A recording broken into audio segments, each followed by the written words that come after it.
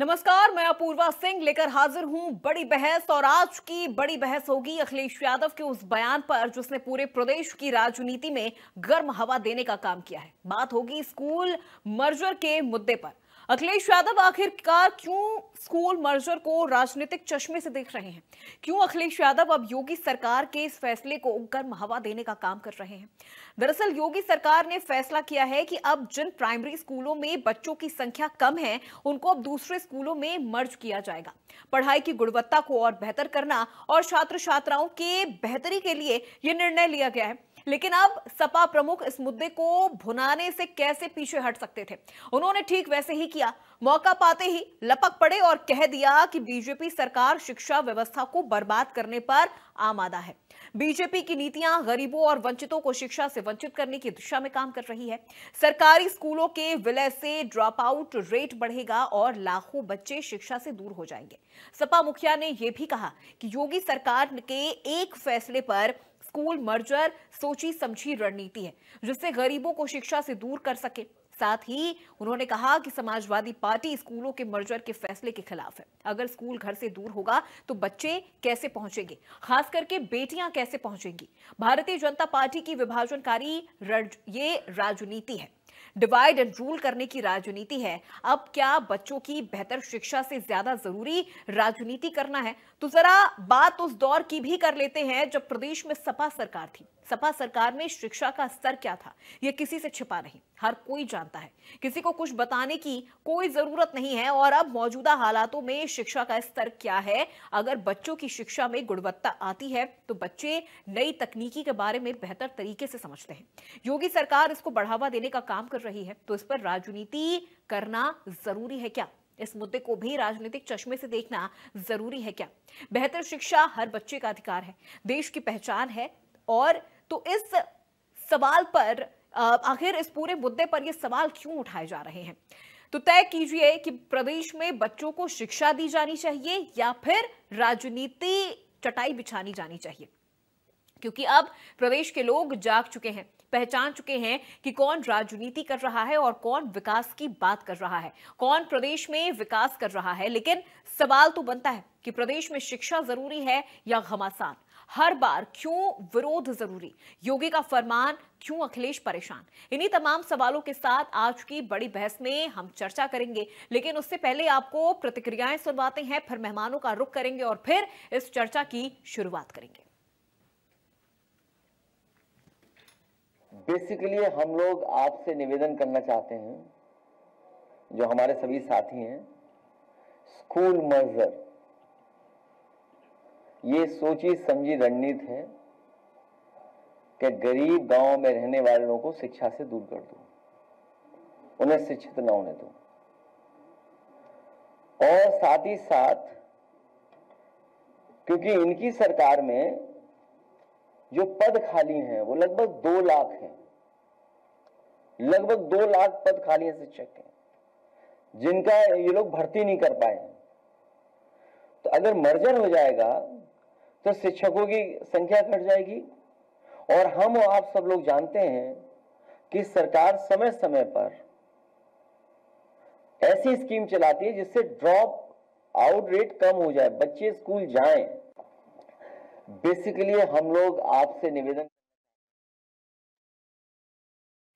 तो शिक्षा पर योगी सरकार की तरफ से यह बड़ा फैसला लिया गया है, जहां यह कहा जा रहा है कि अब जो स्कूल खासतौर पर जहां पर 50 से कम बच्चे हैं उन स्कूलों को मर्ज कर दिया जाएगा। और ऐसे में अब इस पूरे मामले को लेकर सियासत भड़क चुकी है। विपक्ष इस पूरे मामले को भुनाने की कोशिश में लगा हुआ है। यह कहा जा रहा है कि इससे बच्चों को पढ़ाई से दूर किया जा रहा है। खास तौर पर जब स्कूल मर्ज हो जाएंगे तो वो दूर हो जाएंगे, बच्चे वहां तक पहुंचेंगे कैसे? खास तौर पर जो बेटियां हैं वो किस तरह से स्कूल जा सकेंगी? अब ऐसे में सवाल यह भी उठ रहा है कि आखिर इस वजह को, इस पूरे मुद्दे को इतना तूल क्यों दिया जा रहा है? अब आपको बता दें कि यूपी सरकार ने 50 से कम छात्र संख्या वाले स्कूलों को बड़े स्कूलों के साथ मर्ज करने का फैसला किया है। इस संबंध में सरकार की तरफ से आदेश भी जारी हो गया है, लेकिन विपक्ष इस पूरे मुद्दे को राजनीतिक चश्मे से देख रहा है और इस पूरे मामले पर विपक्ष की तरफ से लगातार सवाल भी उठाए जा रहे हैं। तो यूपी में कई ऐसे स्कूल हैं जिन्हें अब सरकार मर्ज करने की तैयारी में है। ये वो स्कूल है जहां स्टूडेंट की संख्या 50 से कम है। स्कूल शिक्षा महानिदेशक ने ऐसे स्कूलों की रिपोर्ट भी मांगी है और अकेले उत्तर प्रदेश की अगर बात कर ली जाए तो उत्तर प्रदेश में ऐसे कई जिले हैं जहां पर इन स्कूलों की संख्या बहुत ज्यादा है। अगर ये स्कूल मर्ज हो जाते हैं तो बच्चों की संख्या भी बढ़ेगी, लेकिन अब ऐसे में विपक्ष इस पूरे फैसले को राजनीतिक चश्मे से देख रहा है। विपक्ष का कहना है कि ये डिवाइड एंड रूल की कंडीशन है। तो चलिए चर्चा की शुरुआत करते हैं हमारे आज के मेहमानों से। सबसे पहले आपका परिचय करवा देते हैं। अवधेश उपाध्याय बीजेपी नेता हमारे साथ जुड़ चुके हैं। अवधेश जी, बहुत स्वागत है आपका। सपा प्रवक्ता के तौर पर हमारे साथ यश भारती जी जुड़ चुके हैं। यश जी, बहुत स्वागत है आपका। और कांग्रेस प्रवक्ता के तौर पर हमारे साथ राजेंद्र सागर जी जुड़ चुके हैं। राजेंद्र जी, बहुत स्वागत है आपका। और डॉक्टर विपुल सुनील हमारे साथ जुड़ चुके हैं, जो कि प्रोफेसर हैं दिल्ली विश्वविद्यालय के। विपुल जी, आपका भी बहुत स्वागत है। सबसे पहले विपुल जी, मैं आपसे ही शुरुआत करूंगी क्योंकि ये पूरा मुद्दा शिक्षा से जुड़ा हुआ है। आप प्रोफेसर हैं दिल्ली यूनिवर्सिटी में, तो आप इन चीजों को बहुत बेहतर तरीके से समझ पाएंगे कि जब अगर सरकार स्कूल मर्जिंग का फैसला लेती है तो क्या असर पड़ेगा। खासतौर पर हम राजनीति से हटके यहां पर बात कर रहे हैं, इसका असर शिक्षा पर क्या पड़ेगा, स्टूडेंट पर क्या इसका असर पड़ेगा, खासतौर पर जो टीचर्स हैं उन पर इसका क्या इंपैक्ट पड़ने वाला है। जी, मोटे तौर पर अगर आप इस मुद्दे को देखती हैं तो एक बात अभी आपने बातचीत की शुरुआत में ही कहा कि बच्चों की संख्या बढ़ेगी। बच्चों की संख्या नहीं बढ़ेगी, मैं क्लियर कर दूं पहले ही, क्योंकि अगर किसी स्कूल में 50 से कम स्टूडेंट हैं तो दूसरे स्कूल के साथ जोड़ा जाएगा तो 2 गांव या 2 स्कूल के बच्चे एक साथ होंगे। तो बच्चों की संख्या ड्रॉप आउट कम करने के लिए इस तरह से किया जा रहा है, ये तो इंटेंशन नहीं समझ में आ रहा है या ये कोई उपाय नहीं दिख रहा है। लेकिन रही बात राजनीति की जा रही है, वो अलग मुद्दा है। दूसरे अगर हम इस बात को इस रूप में देखें कि शिक्षा में, प्राइमरी शिक्षा में लंबे समय से उत्तर प्रदेश में अध्यापकों द्वारा हीला होली की जा रही है। उनके द्वारा ये है कि सरकारी स्कूलों में शिक्षा के लिए लोग भी नहीं भेजते हैं, इस कारण से कि आप अगर शिक्षा बेहतर तरीके से नहीं उपलब्ध करा रहे हैं तो अपने बच्चे को कोई कैसे भेजेगा, क्यों भेजेगा। तो वो जो है उस रेट के गिरने की को लेकर के सरकार चिंतित है और उस चिंता के बरक्स की क्यों हम एक स्कूल में 5-5 अध्यापक हैं, 4-4 अध्यापक हैं और स्टूडेंट का स्ट्रेंथ है कहीं 21, कहीं 29, कहीं 30, कहीं 10। तो ये सरकार के मूल चिंता का विषय है और चिंता के पीछे कारणों की अगर पड़ताल की जाए तो आप देखिए कि ये कोई सरकार अचानक से, ऐसा नहीं हुआ कि उत्तर प्रदेश में बीजेपी की सरकार है पिछले 2017 से तो ऐसा हुआ है। ये लंबे समय से चला आ रहा है। लंबे समय से पब्लिक स्कूल की तरफ गार्जियंस का ध्यान ज्यादा बढ़ा है। कारण उसकी अगर जड़ में जाएंगी तो कहीं ना कहीं सरकारी नौकरी करने वाले, सरकारी शिक्षक, सरकारी तनख्वाह पर पलने वाले शिक्षकों की लापरवाही का भी मामला है। और ये लापरवाही इस तरीके से है कि आप देखिए कि सरकारी नौकरी को पाने का जो एक क्रेज है उसमें, और खासतौर पे शिक्षक बनने का, उसमें अधिकतर लोग इसलिए शिक्षक बनना चाहते हैं कि आराम तलबी है, आराम से काम नहीं है ज्यादा। वहीं प्राइवेट स्कूल में आपको 30-35 हजार रुपए की पगार पर आपको 8 घंटे स्कूल में बकायदे बच्चों को शिक्षित करना होगा, आपको पीरियड लेना होगा सारा। सरकारी स्कूलों में ऐसा नहीं है। तो कहीं ना कहीं मुझे लगता है कि सरकार की तरफ से ये सोच समझ करके कोई नीति बनाई गई होगी और उसमें ये होगा कि शिक्षकों की जो एक तरह से कह सकते हैं कि अधिकता है और स्टूडेंट की कमी है, उसको मर्ज करके और सरकार अपने रिसोर्सेज का प्रयोग करना चाहती है, संसाधनों का दुरुपयोग ना हो और उस दुरुपयोग को रोकने की। ठीक है, बिल्कुल विपुल जी, क्योंकि देखिए अगर इसे हम राजनीति से इतर अगर इस विषय पर हम बात करें तो बहुत सारे, देखा जाए तो इसके ड्रॉबैक्स भी हैं और बहुत सारे फायदे भी नजर आ रहे हैं। अब सवाल मेरा यश भारती जी से है। यश भारती जी, विपक्ष बहुत ज्यादा इस मुद्दे को भुनाने की कोशिश कर रहा है, राजनीतिक चश्मे से इस पूरे मुद्दे को देखा जा रहा है। इसके पीछे का ड्रॉबैक आप क्या मान रहे हैं? अगर स्कूल मर्जिंग हो जाती है, अगर इस तरह से स्कूलों को मर्ज कर दिया जाता है तो फिर परेशानी क्या होगी? नहीं अपूर्वा जी, पहले तो आप सुविधा बता देते तो बेहतर होता कि अगर 2 गांव में स्कूल लगता है और अगर दूरी लगभग 10 किलोमीटर, 12 किलोमीटर, 15 किलोमीटर है और वो बच्चे 10 किलोमीटर, 15 किलोमीटर रोज ट्रेवल करेंगे पहली क्लास से लेकर के 5वीं तक, 6ठी तक, 8वीं तक, जहां तक का भी स्कूल रहेगा, तो ये सुविधा का ही आंकड़ा होगा।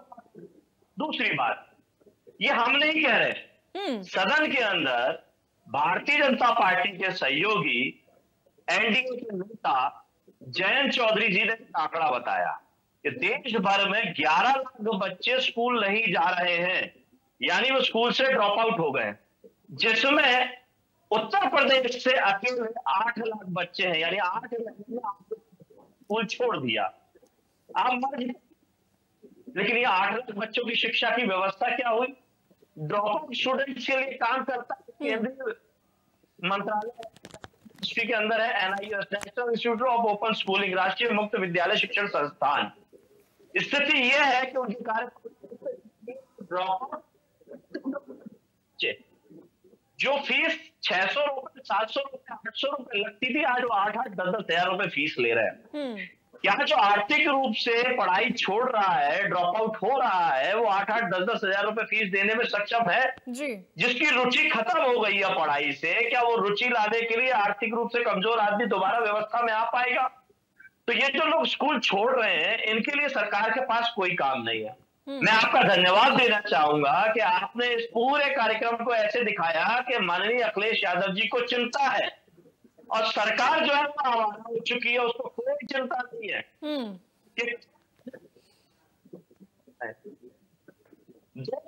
ठीक है यश भारती जी, मैं लौटूंगी। आपके ऑडियो के साथ कुछ प्रॉब्लम हो रही है, आपकी आवाज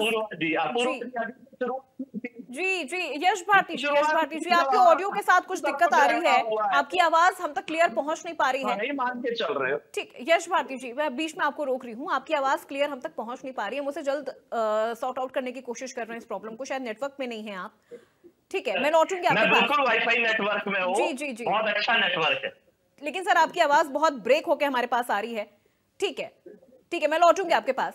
अवधेश जी, अब आप जवाब दीजिए, बहुत सारे सवाल खड़े हो रहे हैं आपके इस फैसले के बाद से। सबसे पहला सवाल तो यही है कि शिक्षकों की कमी हो जाएगी, अगर स्कूल मर्ज हो जाएंगे तो फिर शिक्षकों की कमी हो जाएगी, भर्ती प्रक्रिया में कहीं ना कहीं बाधा आएगी और भर्ती प्रक्रिया भी कम हो सकती है। बच्चे किस तरह से स्कूल जाएंगे? अगर दो स्कूलों के बीच की दूरी अगर बहुत ज्यादा है, खासतौर पर अगर हम छात्राओं की बात करें, तो फिर वो कैसे स्कूल जाएंगी? बहुत सारे ड्रॉबैक भी यहाँ पर देखने को मिल रहे हैं। देखिए पत्रकार महोदय, मैं आपको एक बात स्पष्ट कर दूं, जिस तरह से उत्तर प्रदेश की भाजपा सरकार ने ये जो निर्णय लिया है स्कूल मर्ज करने को, ये बहुत ही सराहनीय कदम है उत्तर प्रदेश सरकार का जी। और निश्चित तौर पर ये जो आने वाला जो भविष्य है हमारे उत्तर प्रदेश का, उनका भी जो भविष्य रहेगा वो उज्जवल रहेगा। कारण उसका मैं बताऊंगा। देखिए, वो स्कूल मर्ज किए जा रहे हैं जिसमें छात्रों की संख्या 50 से कम है, या फिर वो स्कूल है जो किसी नदी किनारे पर है या कहीं किसी रेलवे लाइन के आसपास है, जहां बच्चों को आने जाने में दिक्कत होती है। 50 से कम यदि किसी स्कूल में बच्चे हैं, यदि उसको किसी स्कूल में मर्ज किया जा रहा है, उन बच्चों को एक अलग नया अनुभव मिलेगा। भाई दिक्कत किस लिए, दिक्कत किस बात की है इसमें? दिक्कत इस बात की है इनको, समाजवादी पार्टी के नेताओं को, कि ये नहीं चाहते उत्तर प्रदेश का बच्चा आगे बढ़े, उसका भविष्य उज्जवल हो। कारण मैं बताऊं, जब उत्तर प्रदेश में सत्ता की सरकार रही है, तब छात्रों के साथ अभद्र व्यवहार किया गया, शिक्षकों के साथ अभद्र व्यवहार किया। तब सरकार ने नकल विरोधी जो कानून था वो लागू किया, ठीक है, जो बंद था। इससे क्या हुआ, छात्रों को जो जीवन था वो अंधकार में हो गया था। उसके बाद 69,000 भर्ती निकली थी, आपने देखा किस तरह से घोटाला किया गया था उसमें, किस तरह से शिक्षा मित्रों के साथ जो है दोगलापन किया था समाजवादी पार्टी ने। आज ये शिक्षकों माफिया, शिक्षकों के वो बन रहे हैं, मसीहा बन रहे हैं। किस मुंह से बन रहे हैं भाई? कहते हैं मैं शिक्षक का बेटा हूं। अरे भाई, आपने तो अपने पिता का सम्मान ही नहीं किया, पूरी उत्तर प्रदेश की जनता जानती है। आपने अपने चाचा का सम्मान नहीं किया, आप शिक्षकों का सम्मान करने की बात कर रहे हैं यहाँ पर। आज यदि उत्तर प्रदेश में शिक्षा की बात करें या स्वास्थ्य की बात करें या किसी भी विभाग की बात कर लीजिए, जो विकास भारतीय जनता पार्टी की सरकार में मुख्यमंत्री योगी जी ने किया है, वो पहले कभी किसी ने नहीं किया। चलिए ठीक है अवधेश जी, मैं लौटूंगी आपके पास। राजेंद्र जी, पहले क्या था, 10 सेकंड जी, 10 सेकंड में ले रहा हूं। पहले क्या था समाजवादी पार्टी की सरकार में, ये केवल एक विशेष वर्ग के लिए काम किया जाता था। आप देखिए समाजवादी सरकार में सबसे ज्यादा अवैध मदरसे खुले थे उत्तर प्रदेश में, जो कि अब बंद हुए हैं। जिनकी जानकारी हुई, जानकारी में पता लगा मदरसे केवल कागज में थे, ना वहां मौलवी था ना वहां बच्चे थे, केवल वहां पैसा आ रहा था समाजवादी पार्टी सरकार पर। चलिए ठीक है, ये काम हुआ था शिक्षा के क्षेत्र में। मदरसों पर भी हमने मदरसों पर भी चर्चा की, जहां अवैध मदरसों को ध्वस्त किया गया, हमने उस पर भी चर्चा की। लेकिन आज हम जिस तरह से चर्चा कर रहे हैं कि अगर ये स्कूल मर्ज हो जाते हैं तो इसका अगर हम नेगेटिव इंपैक्ट की अगर हम बात करें तो वो क्या असर पड़ने वाला है, खासतौर पर बच्चों पर और शिक्षक भर्ती पर। राजेंद्र सागर जी, आपसे जानना चाहूंगे सर, पहली प्रतिक्रिया इस पूरे विषय पर आपकी क्या है कि अगर स्कूलों को मर्ज किया जा रहा है, विपक्ष इसके खिलाफ है, लेकिन बीजेपी कह रही है कि ये बहुत अच्छा है। एक ही मोहल्ले में 2-3 अधूरी सुविधाओं वाले स्कूल से तो बेहतर है कि एक स्कूल हो जो पूरी सुविधाओं के साथ हो, जहां पर बच्चे भी भरपूर मात्रा में हो और उन बच्चों के लिए टीचर्स भी वहां पर मौजूद हो। देखिए अपूर्वा जी, सबसे पहले तो मैं ये प्रोफेसर विपुल सुनील जी जो जुड़े हुए हैं जी, अभी कह रहे थे कि शिक्षक काम नहीं करना चाहते हैं, तो मैं बहुत सारे शिक्षक नेताओं से मिलता रहता हूं। अगर ये बेसिक की हालत देख लेंगे ना, ये प्रोफेसर साहब अगर बेसिक में अगर 1 महीने भी नौकरी कर लेंगे तो इनको पता चल जाएगा वहां शिक्षक कितना काम करता है। बस केवल गाय और भैंस पालने को रह गई है स्कूल में, बाकी सारे काम तो शिक्षक कर रहा है वहाँ। समझे? देखिए काम लिया जाता है। सुन लीजिए, जैसे मैंने आपको सुनाया ना, आप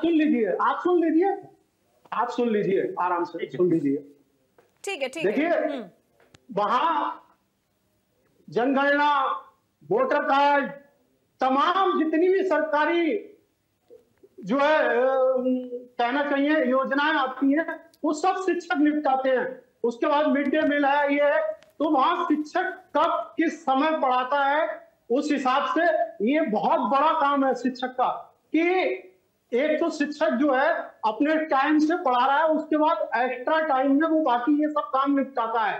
आप देखिए ये जिस तरीके से कर रहा है, पहली बात इनकी बात का जवाब दे रहा हूं। दूसरी बात जो बात हो रही है कि विपक्ष राजनीतिक चश्मे से देख रहा है, विपक्ष राजनीतिक चश्मे से नहीं देख रहा है, ये बीजेपी राजनीतिक चश्मे से देख रही है और मीडिया भी उसको राजनीतिक जो है रंग देने की कोशिश कर रहा है। विपक्ष तो बच्चों की भलाई के लिए और शिक्षा के क्षेत्र में शिक्षा की भलाई के लिए बात कर रहा है। अभी 2 दिन पहले इस देश के गृह मंत्री एक बयान देते हैं कि जो लोग अंग्रेजी बोलते हैं या अंग्रेजी सीख रहे हैं या अंग्रेजी में बात करते हैं उन लोगों को शर्म आएगी। समझे? अब ये दूसरा शगुफा यहाँ से आया है, तो ये ही रुकने वाला नहीं है। ये मध्य प्रदेश में, राजस्थान में, तमाम जगह जहां जहां बीजेपी की सरकार है वहां इन्होंने, चाहे वो बिहार हो, इसी तरीके का काम किया, स्कूलों की संख्या घटाने का काम किया। लेकिन वहां जो शिक्षक नेता थे, जो पेरेंट्स थे, उन्होंने इस चीज का विरोध किया तो इन्हें घुटनों पे आना पड़ा। समझे? और ये उत्तर प्रदेश में भी घुटनों पे आएंगे, क्योंकि ये 5000 की बात नहीं है। 1 मिनट मुझे 10 सेकंड दीजिए। ये 5000 की बात नहीं है, ये इन्होंने 27-28 हजार स्कूलों की लिस्ट बना के रखी। आदरणीय प्रियंका गांधी जी ने भी उस समय भी कहा था जब ये लिस्ट आउट की गई थी। और आज ही एक न्यूज़पेपर में पढ़ रहा था कि जिस तरीके से जिला बेसिक शिक्षा अधिकारी इस चीज को ले रहा है कि जहां वो 10 बच्चे वाले या 20 बच्चों वाले स्कूल को ही नहीं, वो 50 स्कूल वाले 50 बच्चे वाले स्कूल को भी मर्ज ठीक है राजेंद्र जी, उन्होंने जारी कर दिए। तो देखिए ठीक है, हम इस विषय पर भी चर्चा कर रहे हैं, हम इस विषय पर भी चर्चा कर रहे हैं कि अगर ये स्कूल मर्ज हो जाते हैं तो आखिर अगर परेशानी होगी तो ठीक है राजेंद्र जी, सर 1 मिनट, देखिए हम इस विषय पर भी चर्चा कर रहे हैं, हम किसी पार्टी के पक्ष में रह के बात नहीं कर रहे हैं। अगर बच्चों को इससे दिक्कत होगी तो हम वो भी बात यहाँ पर रखेंगे। अगर शिक्षक भर्ती में अगर हम देखेंगे कि वो भी घट रहा है तो हम उस पर भी बात करेंगे। सुनील जी देखिए ना 27,000। ठीक है सर, हम बात कर रहे हैं। ठीक है, एक मिनट हम वही चीज सर यहाँ पर हम आराम से डिस्कस कर रहे हैं उन चीजों को। हम बीजेपी से भी ये पक्ष जानने की कोशिश करेंगे कि इसके लिए बीजेपी ने क्या प्लान तैयार किया है कि अगर स्कूल दूर हो जाते हैं उस इलाके से, बच्चों के घरों से अगर वो ज्यादा किलोमीटर हो जाएंगे तो फिर बच्चे कैसे स्कूल जाएंगे, अगर शिक्षक भर्ती में कमी आएगी तो फिर उन चीजों को कैसे दूर किया जाएगा, हम उस पर भी आएंगे। विपुल जी आपसे सर जानना चाहूंगी, देखिए बहुत सारी चीजें यहाँ पर अगर हम देखें तो ये भी अगर है कि एक मोहल्ले में अगर 2 से 3 स्कूल बना दिए जाते हैं, बहुत सारे ऐसे स्कूल हैं, छोटे छोटे स्कूल बना दिए जाते हैं जहां पर कोई सुविधा नहीं होती है, अधूरी सुविधाओं के साथ वो स्कूल चल रहे होते हैं, तो उससे बेहतर है कि एक स्कूल हम बनाएं जो पूरी सुविधाओं से लैस हो, जहां पर शिक्षक भी पूरी तरह से मौजूद हो, बच्चों की जो संख्या है वो भी वहां पर बहुत अच्छी हो। बच्चों की संख्या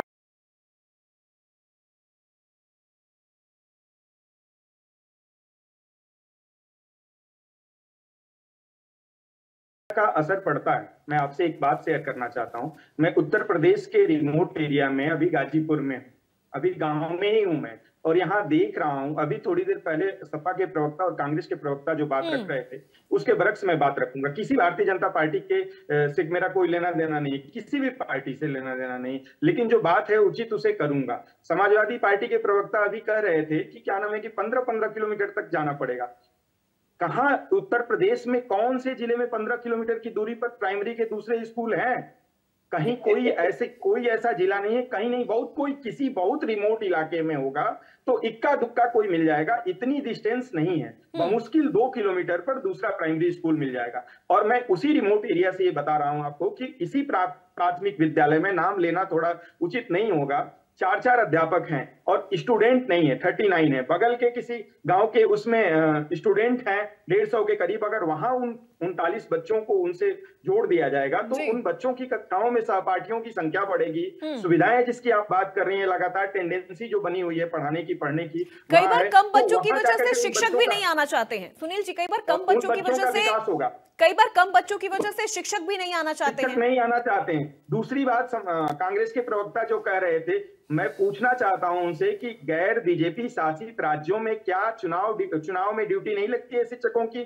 क्या वो जनगणना में ड्यूटी नहीं कर रहे होते हैं? प्राथमिक अध्यापक क्या भारतीय जनता पार्टी की सरकार 2017 में आती है, योगी आदित्यनाथ मुख्यमंत्री बनते हैं, तब से ये काम शुरू होता है उत्तर प्रदेश में? क्या इससे पहले समाजवादी पार्टी की सरकार थी, उसमें नहीं करते थे? मुझे लगता है कि शिक्षकों के साथ ये अन्याय हो रहा है लगातार। मैं शिक्षकों के उस पक्ष पर उनसे सहमत हूं कि शिक्षकों से इस तरह का अतिरिक्त काम नहीं लेना चाहिए। निश्चित तौर पर उनके शिक्षण कौशल पर कहीं ना कहीं उससे प्रभाव पड़ता है, वो प्रभावित हो रहे होते हैं, उनकी 7-7 दिन ड्यूटी लग जाती है कि लगातार आप राशन पर नाम चढ़वाइए, उसकी जांच करिए, उसमें आप जनगणना में सहयोग करिए। तो ये इसके लिए सरकारों का मैकेनिज्म नहीं है। कांग्रेस लंबे समय तक सरकार में रही है और लंबे समय तक प्राइमरी शिक्षकों से प्रत्येक राज्यों में लेती रही ये काम। क्या ये नहीं लेती रही है? इससे इनकार करेंगे यहाँ? तो बिल्कुल नहीं किया जा सकता है उससे इनकार। और मतलब मुझे लगता है कि सारे राज्यों में लिया जाता है उस व्यवस्था का, वो कहीं ना कहीं छात्रों की शिक्षा पर दुष्प्रभाव पड़ता है। मैं उनकी बात से सहमत। मैं आपकी बात अचानक ठीक है सर, एक मिनट यश भारती जी, नहीं सर, देखिए आप इस तरह से नहीं करिए।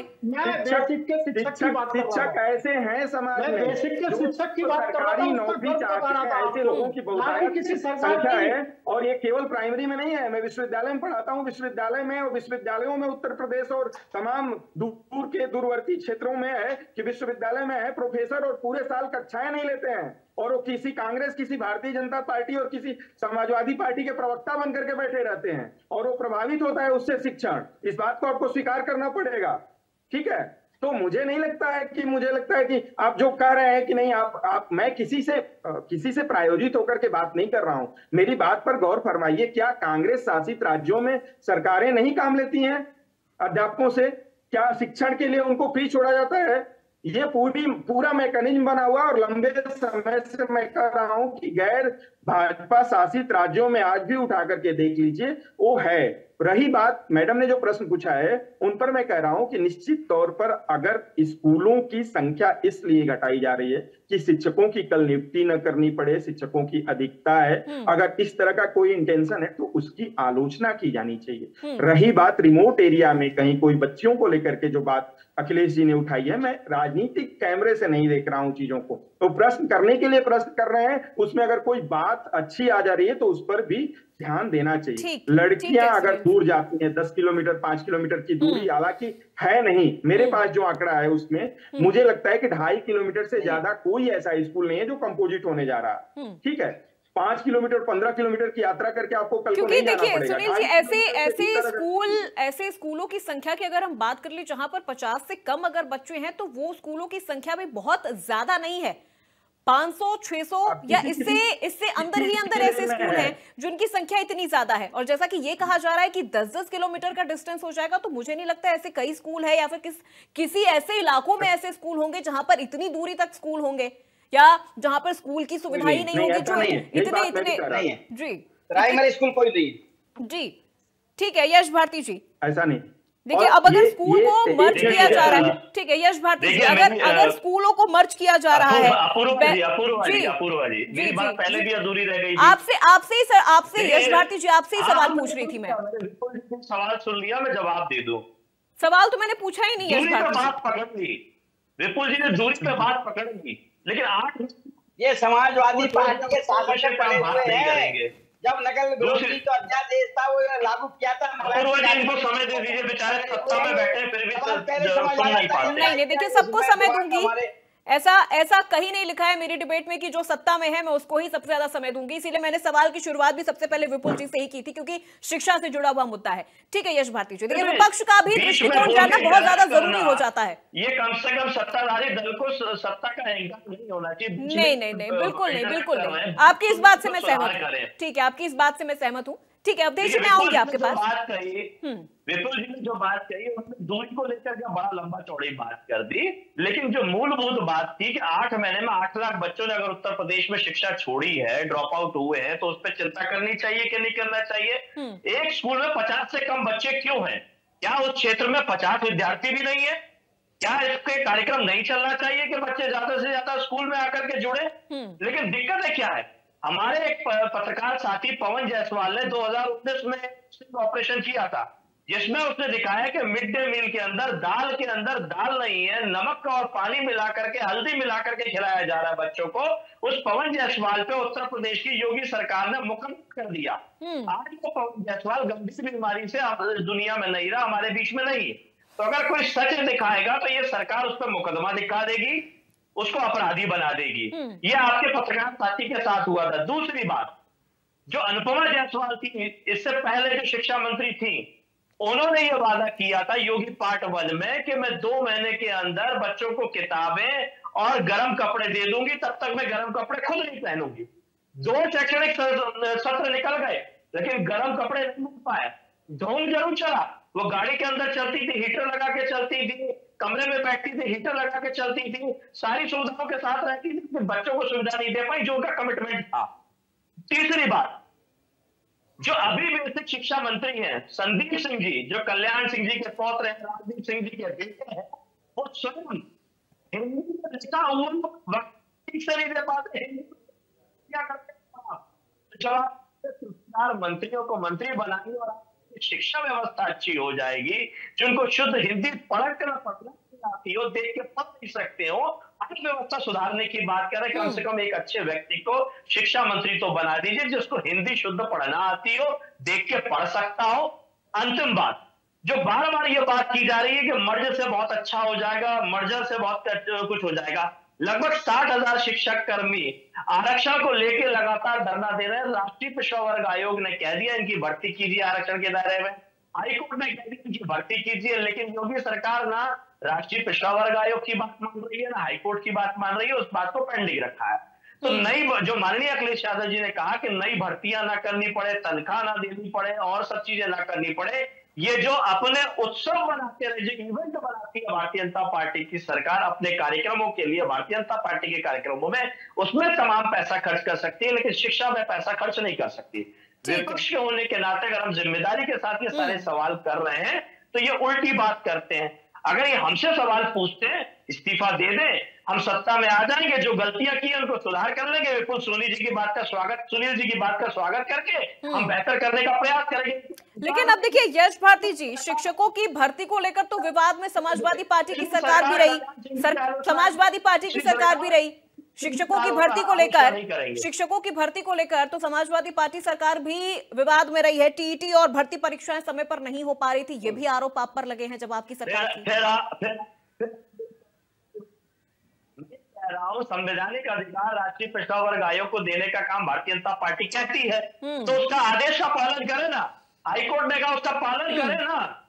और जो हम आरोप लगा रहे हैं कि क्योंकि आपको शिक्षक की भर्ती ना करने पड़े, उस पैसे को बचाना चाहते हो आप, उस पैसे का दुरुपयोग करना चाहते हो, ना बच्चा पढ़ेगा, ना अपने संवैधानिक अधिकार जानेगा, ना आपसे संवैधानिक अधिकार की बात करेगा, अशिक्षित भारत रहेगा और आप उसे 80 करोड़ को फर्जी राशन देने के आंकड़े के साथ में काम करना चाहते हो। चलिए ठीक है यश भारती जी, ठीक है, मैं लौटूंगी आपके पास। अवधेश जी जवाब दीजिए। अपूर्वा जी, हाँ अपूर्वा जी, यश भारती कह रहे अशिक्षित भारत रहना चाहिए, अशिक्षित रहने चाहिए। मतलब इनका जो मकसद था ना समाजवादी पार्टी का, यही मकसद था कि उत्तर प्रदेश के जो बच्चे हैं, जो युवा हैं, जो छात्र हैं, वो अशिक्षित रहे। इसीलिए समाजवादी पार्टी ने नकल विरोधी कानून जो थे वो उनको तोड़कर वो लागू करवाई थी, नकल माफ, ताकि बच्चे पढ़े नहीं, नकल से पास हो, कोई भी जो टेस्ट होता है उसमें पास ना कर पाए। ये बताएंगे ऐसे क्यों बनेंगे शिक्षकों की 69,000 जो भर्ती होती थी। यश भारती जी अब रुक जाइए, यश भारती जी सुन लीजिए, आप बोल रहे थे आपको पूरे संयम के साथ सुना गया।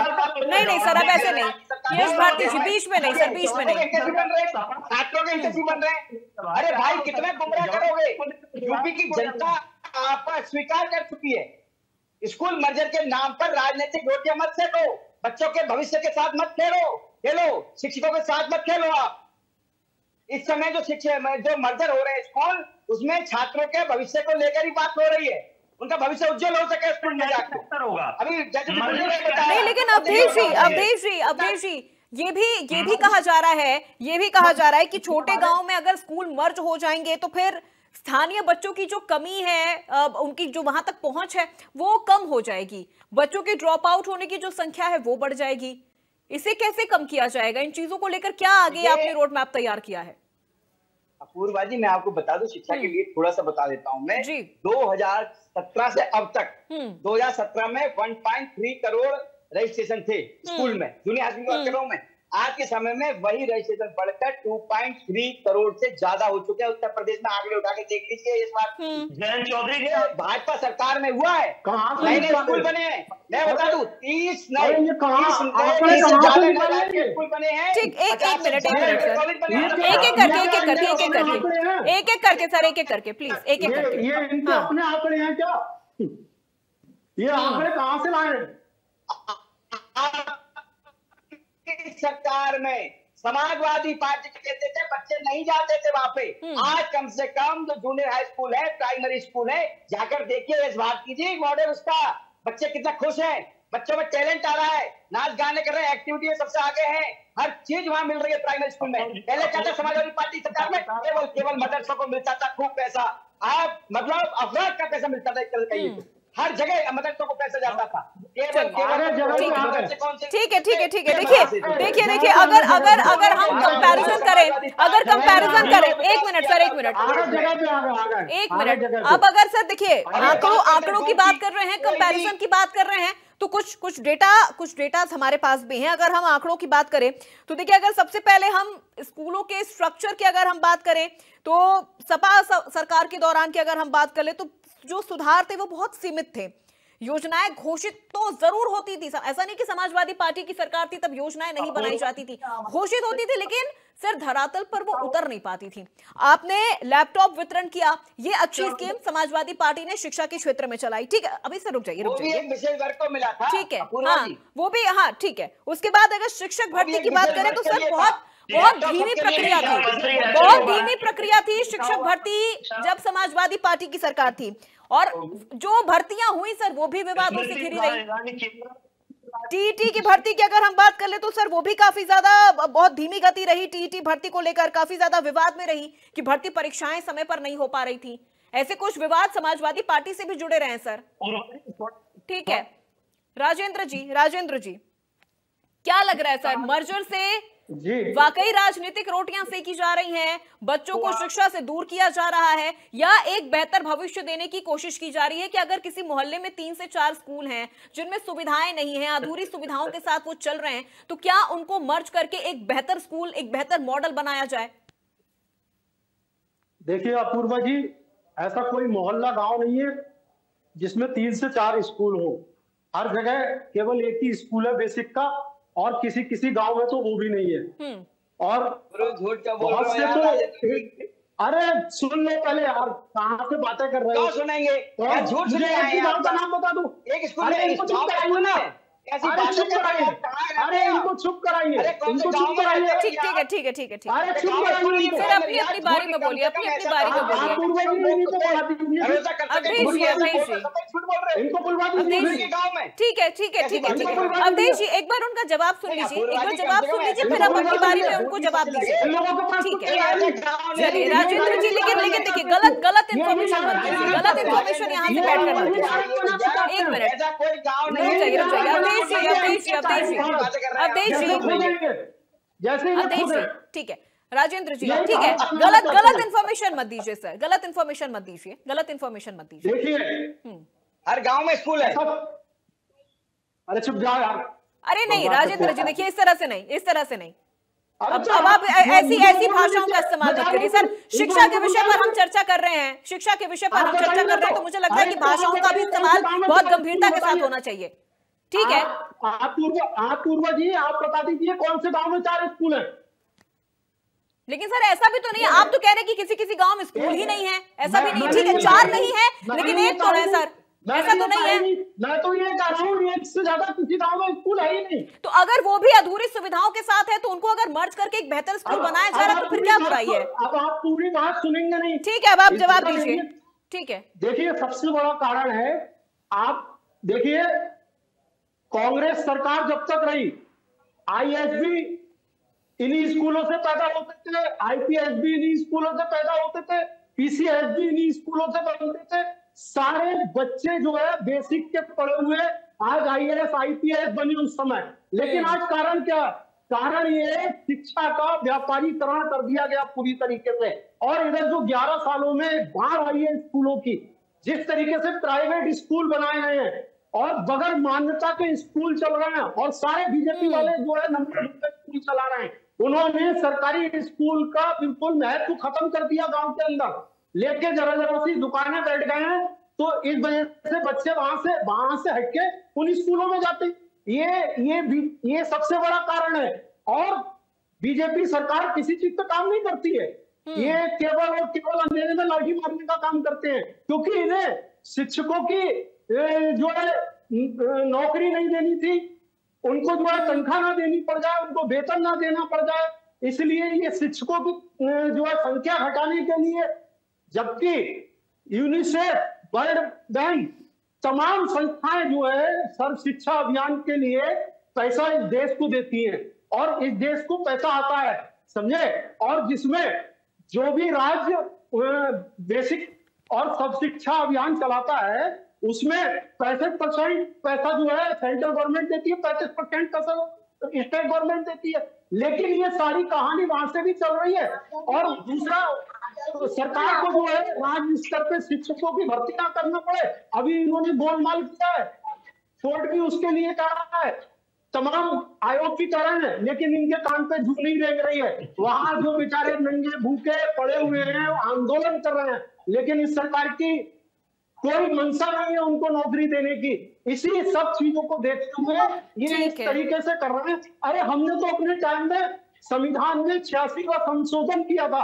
उस संशोधन के जरिए 6 से 14 साल तक के बच्चों को पढ़ने का अधिकार दिया, लेकिन इन लोगों ने उन सब चीजों को खत्म करते हुए आज प्राइवेट स्कूलों की बाढ़ आ गई है। अरे एक बार उन गौशालाओं का भी निरीक्षण करा लीजिए। चलिए ठीक है राजेंद्र जी, अब आप कह रहे हैं, ठीक है, स्कूलों के पीछे पड़े, क्योंकि ठीक है, आपको एक मिनट राजेंद्र जी, आप कह रहे हैं कि जब कांग्रेस की सरकार थी तब IAS IPS बनते थे, क्या अब नहीं बन रहे हैं?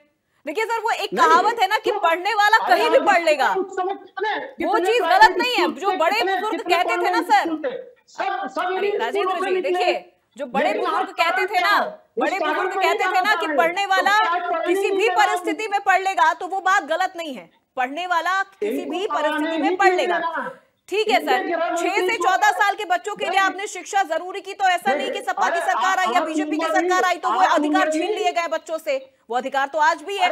पूर्वा जी, इनके गृह मंत्री जो है अंग्रेजी का प्रयोग करते हैं कि बच्चे विदेश में ना चले जाएं, कहीं वहां कहीं वो अच्छे पढ़ लिख ना जाए, कहीं गरीबों के बच्चे। आप देखिए सर IAS IPS तो अभी भी बन रहे हैं बच्चे, अभी भी IAS IPS बन रहे हैं। आप देख लीजिए, अभी नीट के रिजल्ट आए हैं, नीट के रिजल्ट आए हैं, ऐसे ऐसे बच्चों ने सर टॉप किया, ऐसे ऐसे बच्चों ने टॉप किया जो मुझे नहीं लगता किसी बहुत बड़े प्राइवेट स्कूल में गए होंगे पढ़ने के लिए, या बहुत महंगी फीस उन्होंने दी होगी। जिस तरीके से व्यापारीकरण किया गया इस सरकार में, वो कभी नहीं हुआ। चलिए विपुल जी, कहा जा रहा है कि जब कांग्रेस की सरकार थी, अब थोड़ा देखिए राजनीतिक सर सवाल अब बनता है, ठीक है, अभी तक शिक्षा से जुड़े हुए सवाल मैं आपसे ले रही थी, लेकिन अब थोड़ा राजनीतिक सवाल है कि ये कहा जा रहा है कि जब कांग्रेस की सरकार थी तब IAS IPS बनते थे, बहुत बड़े लेवल पे बनते थे, और इस चीज से तो इनकार नहीं किया जा सकता ना कि पढ़ने वाला सर कहीं भी पढ़ सकता है, किसी भी परिस्थिति में पढ़ सकता है। और अभी नीट के रिजल्ट आए हैं, ऐसे ऐसे स्टूडेंट्स को हमने देखा है सर, उनके इतने अच्छे मार्क्स आए हैं, इतने अच्छे ग्रेड आए हैं कि मुझे नहीं लगता कि वो किसी बहुत प्राइवेट स्कूल में जाके या किसी बहुत प्राइवेट कोचिंग इंस्टीट्यूट से उन्होंने शिक्षा ली होगी, क्योंकि कई ऐसे हमारे सामने नतीजे आए हैं। जी, सरकार द्वारा प्रदत्त संस्थाओं से ही बहुत सारे रिजल्ट आते हैं और आज भी आ रहे हैं। रही बात जिसके तरफ इशारा कर रहे हैं कांग्रेस के प्रवक्ता कि आज प्राइवेट स्कूल के लोगों का भी रिजल्ट आने लगा है, तो क्या प्राइवेट स्कूलों का उद्भव कब हुआ था? इसी कांग्रेस के समय में हुआ था। इस बात को नहीं भूलना चाहिए उन्हें। और रही बात सरकारी संस्थाओं से, तो आज दिल्ली विश्वविद्यालय, इलाहाबाद विश्वविद्यालय, जवाहरलाल नेहरू यूनिवर्सिटी, ये पब्लिक फंडेड इंस्टीट्यूट है ना, और इन्हीं से लगातार आज भी यूपीएससी में सबसे ज्यादा रिजल्ट आ रहा है, जिस तरफ वो इशारा कर रहे हैं। तो और तमाम सरकारी विद्यालयों से, अरे बीजेपी सरकार तमाम सरकारी, सुन लीजिए, सुनिए चुपचाप। अब सुनिए राजेंद्र जी, आपको मैंने पूरा समय दिया सर, आपको मैंने पूरा समय दिया। अब नहीं सर, अब नहीं राजेंद्र जी, अब नहीं, बीच में नहीं सर, बीच में नहीं राजेंद्र जी, बीच में नहीं। अक्षर नहीं पता है राजेंद्र सागर जी, आपको एक अक्षर नहीं मालूम है राजेंद्र जी, बीच में नहीं। इतने सवाल उठाए आपने, तो जवाब भी सर सुनिए। 4 स्कूल है, गलत आंकड़ा दे रहे हैं, आप भी गलत आंकड़ा दे रहे हैं, तिवारी जी भी गलत आंकड़ा दे रहे थे रजिस्ट्रेशन का। मैं चुपचाप सुन रहा था कि मैं मेरी बारी आएगी तो मैं बताऊंगा। न तिवारी जी के आंकड़े से मैं सहमत हूं, ना आपके आंकड़े से सहमत हूं।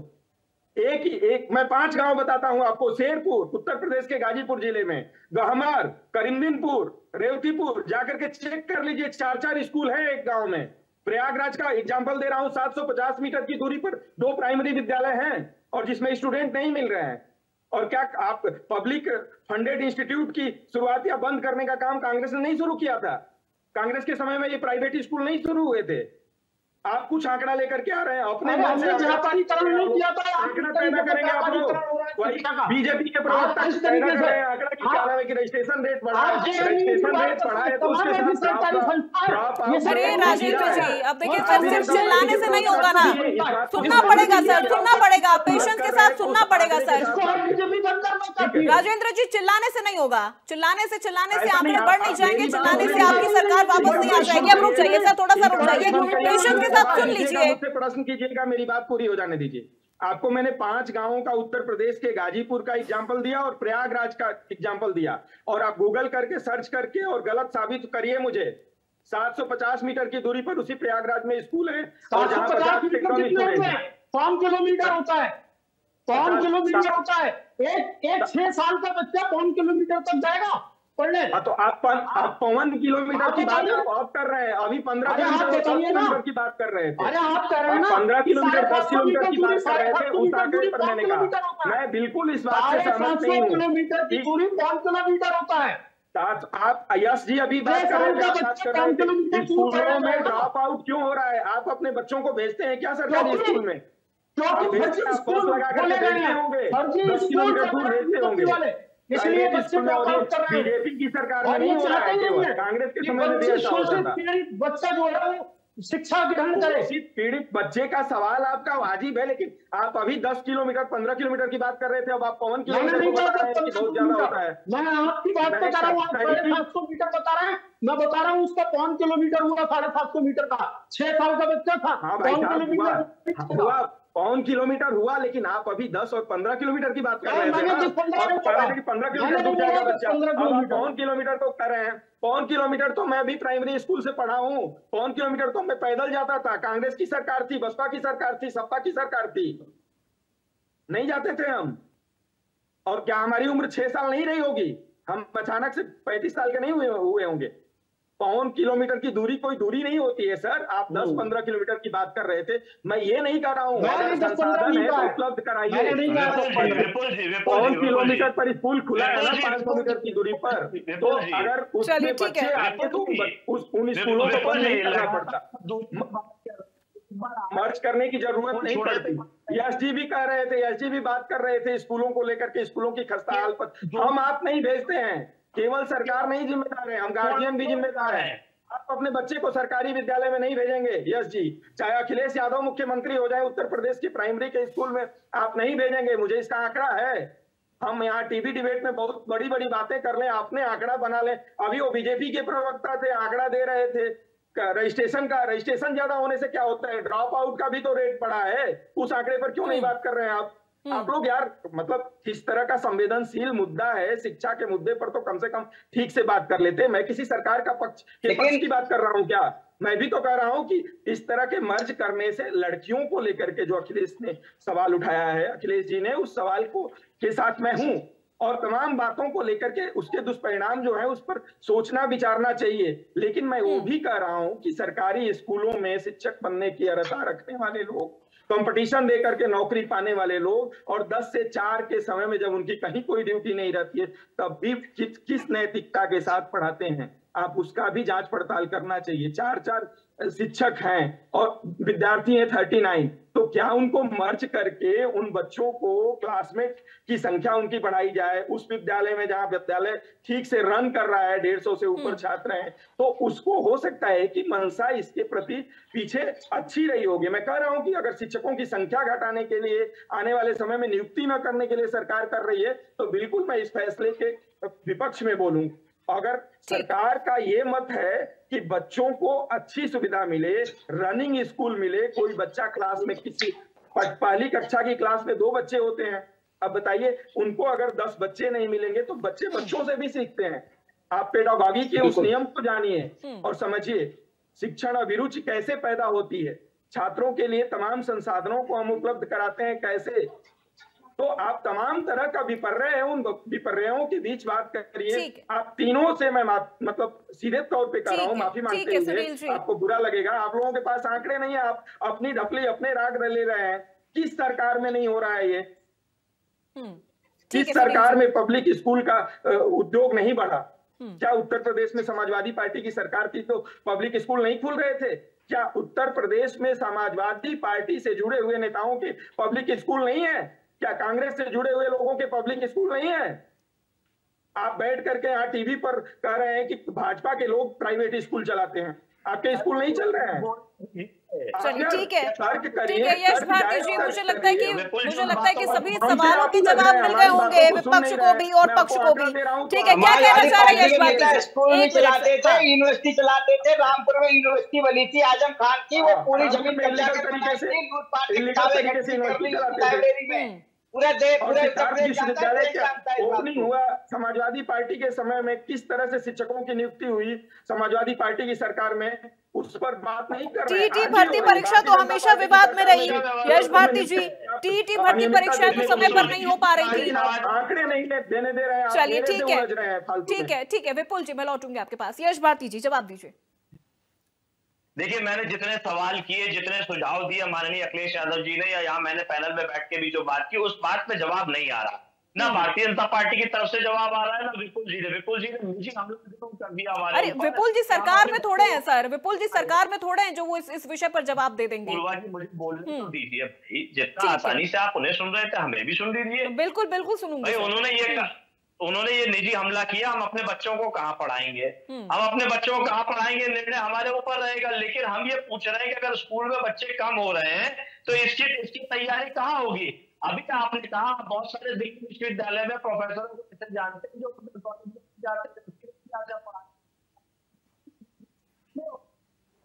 विश्वविद्यालय के अंदर।